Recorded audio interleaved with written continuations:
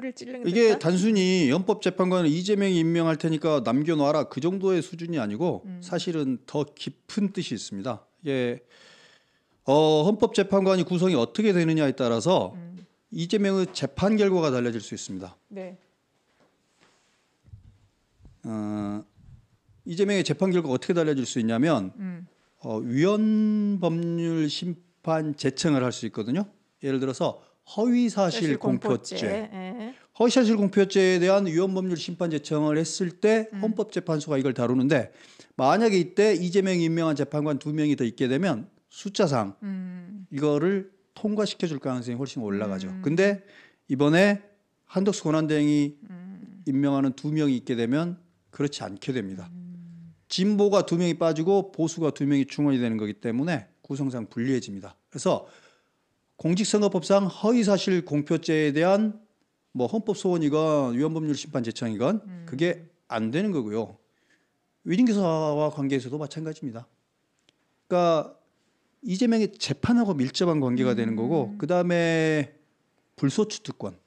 그렇죠. 불소추 특권에 대한 해석도 결국 의견이 분분하게 되면 헌법재판소에 최종적인 심판을 요청할 수 있거든요. 네네. 이거 어떻게 되겠습니까? 헌법재판관이 어떻게 구성되어 있느냐에 따라 이재명이 대통령 임기 동안 혹시 하게 된다면 재판을 안 받아도 되는지 받아도 되는지를 거기서 결정할 수도 있는 겁니다. 자, 정말로 중요한 겁니다. 정말로 중요한 겁니다. 그래서 필사적으로 이재명은 헌법재판소를 자기 손아귀에 넣고 싶은 겁니다. 자기가 대통령도 아니고 아직 대통령 후보도 아니면서 지금 이미 국회와 행정부 2개는 자기 손에 넣고 대법원은 어차피 임기가 다르기 때문에 자기 손에 못 넣는 거고 헌법재판소를 자기 손에 넣으면 자기한테 필요한 건 다 갖는 거거든요. 그래서 그때 이제 마은혁 재판관 임명을 마지막에 막 밀어붙인 것도 이번에 탄핵 심판으로 끝나는 것이 아니라 향후 그게 더 중요하다. 엄청나게 중요한 일이 돼버릴 수 있는 겁니다. 재판을 안 받아도 된다는 법 해석을 만들어내고 싶은 걸 거예요. 이게 의견만 분분하고 결국 최종적 권한을 가지고 이걸 판단해 줄 수 있는 데가 헌법재판소밖에 없어 보이거든요. 그러면 만약에 이재명이 원하는 헌법재판관들이 있게 되면 대통령의 불소추 특권은 재판을 받지 않을 권한까지 포함한다. 권리까지 포함한다. 이렇게 헌법재판소가 정말 귀에 걸면 귀걸이 코에 올 그런 판결을 내려줘 버리게 되면 이재명은 해방이 되는 겁니다. 네, 모든 족쇄를 풀고 어디까지 가는지 좀 봐야 되겠습니다. 이런 끔찍한 일, 네. 이 공직선거법 규정에 대한 해석이 바뀐다든지, 불소추 특권에 대한 해석이 바뀐다든지 이런 끔찍한 일들이 생길 수 없도록 제가 보기에는 한대행이 자기가 할 수 있는 정말 마지막 소임을 다 헌법을 한다. 지키는 그런 것 같네요. 국헌을 수호하는 마지막 소임을 저는 하는 것 같습니다.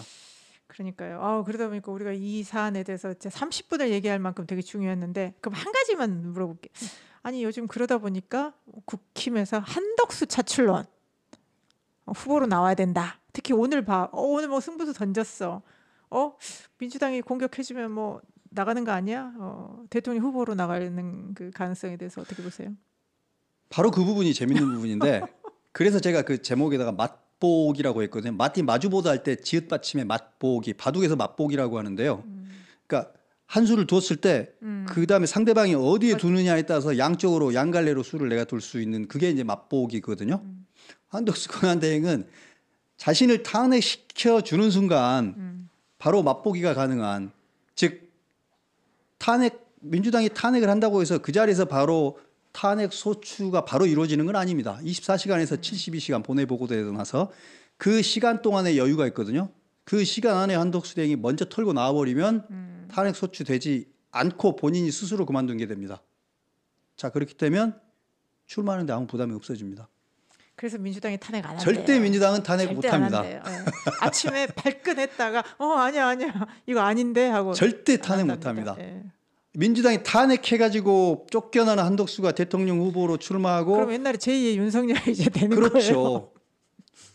한덕수는 죄가 없는데 쫓겨나는 한덕수가 탄핵도 한 번 당한 사람을 또 쫓아내. 2번이나 탄핵해가지고 이렇게 되면 판이 완전히 바뀌는 겁니다. 이걸 뻔히 알기 때문에 민주당은 절대 한덕수를 탄핵할 수 없어요. 그래서 제가 맛보기라고 한 건데 한덕수 대행은 이거를 다 계산하고 모든 것들을 다 계산해놓고 했고 본인 측근들에게는 이미 대선 출마에 디귿자도 꺼내지 마라 이런 말씀을 이미 하셨다고 해요. 본인은 이제 출마 안 하는 건 뭐 워낙 기정사실이긴 하나 의도적으로라도 출마도 할 수 있다라는 느낌을 흘려놓는 게 지금 민주당을 꼼짝 못하게 만드는 방법인 것 같긴 합니다.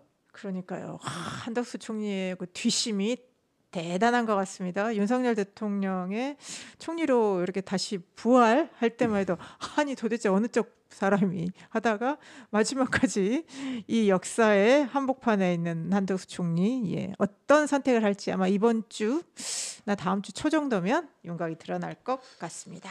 이 이야기를 하면서 마저 한 가지를 더 지적을 하고 넘어가자면 이건 한대행에 대한 이야기뿐만 아니라 요즘 세태에 대해서 한번 이야기를 해보고 싶은데 법관들은 법과 양심에 따라서 판결을 내리는 거잖아요. 그러니까 그렇게 하는 법관들의 정신적 태도, 직업적 윤리를 리걸 마인드, 법관의 심성, 리걸 마인드가 확고한 사람이다라고 말을 하게 되면 법과 헌법에 입각해서 항상 생각을 하는 사람이다라는 말을 하거든요. 근데 요즘 법관들이 과연 리걸 마인드가 튼튼한가? 리걸 마인드가 아니라 제가 보기에는 폴리티컬 마인드인 것 같은데 정치적이고 눈치 보기에 능숙한 법관들이 많다는 생각이 들어요. 헌법재판관이건 일반 법원의 재판관이건. 그러니까 법관들이 리걸 마인드가 아니라 정치적인 마인드와 눈치 보기로 살고 있고 그다음에 기자들이라는 건 뭐냐면 진실과 팩트가 생명인 사람들이라고 배우잖아요. 네. 하늘이 무너져도 진실을 세우는 게 기자들일 텐데 그렇지. 패는 칼보다 강하다. 패는 칼보다 강하기는 개뿔. 근데 목숨을 걸고 진실을 밝히는 게 기자의 소임이라고 소문은 그렇게 나 있는데 실제로 지금에 와서 기자들한테는 그런 게 없죠. 기자들의 직업 윤리도 색이 바랜 건 마찬가지고 또 한 가지 제가 이 이야기를 하고 싶어서 그랬던 건데 이런 식으로 정치인들이 가져야 될 정신적 태도는 퍼블릭 마인드라고 합니다. 공적 그렇죠. 태도입니다. 나의 정치적 이익, 우리의 정치적 이익, 승부를 위해서 최선을 다한다 이런 거 아니고요. 공적 이익, 국민을 위해서, 국가를 위해서 가장 바람직한 선택을 한다. 이게 퍼블릭 마인드거든요. 네. 공인의 태도죠.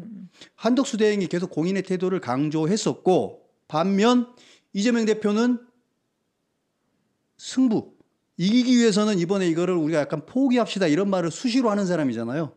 공적 마인드는 송두리째 내 던진 그런 태도가 마치 가장 뛰어난 태도인 양 이런 태도를 자주 보여주는데 정치도 퍼블릭 마인드를 내다버렸고 법관의 리걸 마인드를 찾아보기 힘들고 의사들에게 히포크라테스 선수의 정신을 찾아보기 힘들고 기자들에게 팩트와 진실에 대한 신념 이런 거 찾아보기 힘든 세상이 돼버렸습니다.